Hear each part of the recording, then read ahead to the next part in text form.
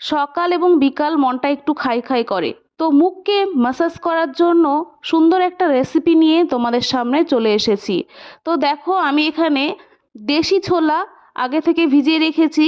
সেই দেশি ছোলাকে গোটা লঙ্কা সমেত এবং লবণ দিয়ে ভালো করে প্রেসার কুকারে সিটি দিয়ে নিয়েছি। তারপরে একটা কড়াই গরম করেছি। কড়াইয়ের ভেতরে পরিমাণ মতো সর্ষের তেল, গোটা জিরা, শুকনো লঙ্কা, তারপরে দিয়ে দিয়েছি কোচানো পেঁয়াজ আর কাঁচা লঙ্কা চেরা।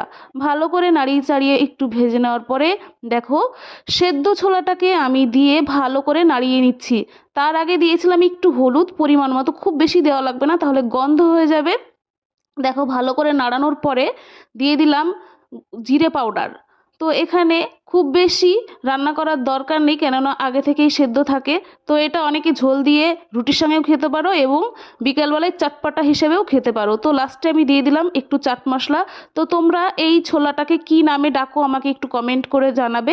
তো এটাকে আমি ছোলা ভাজা, ছোলা উনছানো, সেদ্ধ ছোলা অনেক কিছুই বলে থাকি। তো এটা মুড়ি দিয়ে খেতে ভীষণ ভালো লাগে। তো আমি বিকেলে মুড়ি দিয়ে খাওয়ার জন্য রেডি করেছি।